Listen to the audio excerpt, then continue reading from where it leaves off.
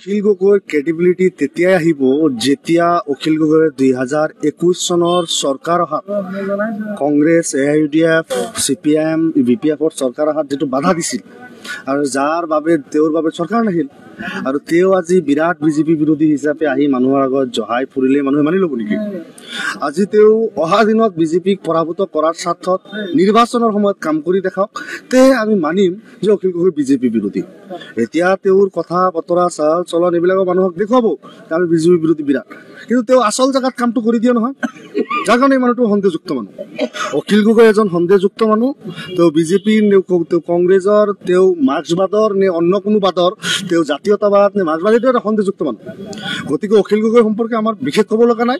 তেওঁ য'ত যেনেকৈ পাৰে কৰি থাকক, আমি আমাৰ ঠাইত আছোঁ, আমি বিজেপিৰ বিৰুদ্ধে যুঁজ কৰি আছোঁ। তেওঁ যদি বিজেপিৰ বিৰুদ্ধে যুঁজ কৰে, উজনি অসমত ভালকৈ যুঁজ কৰক। কিবা কৰিবনে নামনি অসমৰ নে প্ৰভাৱটো কোনোবাই ইলেকশ্যন খেলিলে কম বেছি হ'ব, তেওঁৰ বিষয়ে ভোট যাব নাযাব, তেওঁ এটা নেগেটিভ সৃষ্টি কৰিব, এইবিলাক সকলো আছে। তেওঁৰ গণতান্ত্ৰিক অধিকাৰ আছে, তেওঁৰ তলত তেওঁ খেলক, আমাৰ ক'বলগীয়া নাই। কিন্তু তেওঁ এজন যে সন্দেহযুক্ত মানুহ মই নিশ্চয় দৌৰাইছোঁ। কিন্তু মানুহ গোট খাওঁতে কিবা তেওঁ চাওক, এতিয়া তেওঁ নিৰ্বাচনত প্ৰতিদ্বন্দ্বিতা কৰি দেখাওক। এইবেলি পঞ্চায়ত নিৰ্বাচন গ'ল, কেইটা টিকট দিছে চাওকচোন। তেওঁলোকৰ ইমানেই যদি গণবৃত্তি, আমি ইমানেই যদি ভয় খাব লগা আছে, বা ইমানেই যদি তেওঁ সংখ্যালঘু এলেকাত যদি জাগা দখল কৰিছে, তেনেহ'লে তেওঁ কেণ্ডিডেটবিলাক দিব নোৱাৰিলে দেখোন। বাকী কথাটো হ'ল, নাজানো এতিয়ালৈকে দেখা নাই কত কেণ্ডিডেট দিছোঁ। তো বাকী কথাটো হ'ল যে তেওঁ যে 1949 চনৰ ভিত্তিবৰ্ষ হোৱাৰ পোষকতা কৰে, এই কথাটো তেওঁ অস্বীকাৰ কৰিব পাৰিব নেকি? তেওঁৰ কিতাপত লিখি থৈছে। তো এইবিলাক কথা ক্লিয়াৰিফিকেশ্যন জনগণক দিব লাগিব সংখ্যালঘু এলেকাত আহিলে। তো সেই কথা বতৰাবিলাক এতিয়াও অহা নাই। তেওঁ আহিছে, আমি অতিথিক আদৰা মানুহ, তেওঁ আহিছে অতিথিৰ দৰে। আমি দুই কথা তেওঁ শুনিছোঁ, বজাৰত সাপৰ খেল দেখুওৱা মানুহ আহিলেও মানুহ গোট খায়, তেওঁ ক'লেও গোট খাব পাৰে, ডাঙৰ কথা নহয়। ভোটলৈ কনভাৰ্ট কৰক। চনৰ মনোনয়ন দাখিলৰ আজি অন্তিমটো দিন। আমি AIUDF দলে ইতিমধ্যে সৰ্বতো প্ৰকাৰৰ প্ৰস্তুতি সম্পূৰ্ণ কৰি আজি আমি অন্তিম দিনৰ মনোনয়নতো ভাগ লৈছোঁ। আমি AIUDF দলে বিশেষতঃ ধুবুৰী, মানিকাচৰ,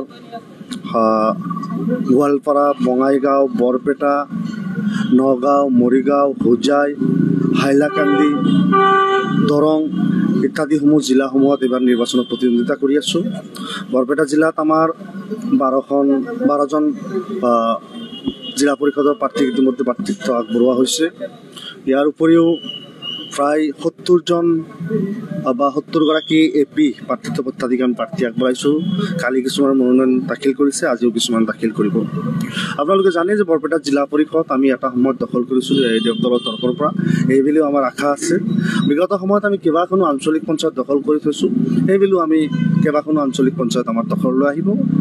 আৰু এইবাৰ পঞ্চায়ত নিৰ্বাচন এতিয়া আচহুৱা পঞ্চায়ত নিৰ্বাচন, ৱাৰ্ড মেম্বাৰ বেলেগে বা জিলা পৰিষদ আৰু আঞ্চলিক পঞ্চায়ত বেলেগে। গতিকে নতুন ব্যৱস্থাটোৰ সৈতে আমি খাপ খুৱাবলৈ আমাৰ সময় লাগি আছে, কিন্তু আমি খাপ খুৱাই আছোঁ। আৰু আমাৰ দলীয় কাম কাজখিনি আমাৰ কৰ্মকৰ্তাসকলে নিষ্ঠা সহকাৰে পালন কৰি অহা নিৰ্বাচনত আমি যাতে জয়ী হ'ব পাৰোঁ, আমি যাতে জনগণৰ আস্থা বিশ্বাস আদায় কৰিব পাৰোঁ, জনগণৰ মন যাতে জয় কৰিব পাৰোঁ, তাৰ কাৰণে আমি চেষ্টা কৰিছোঁ।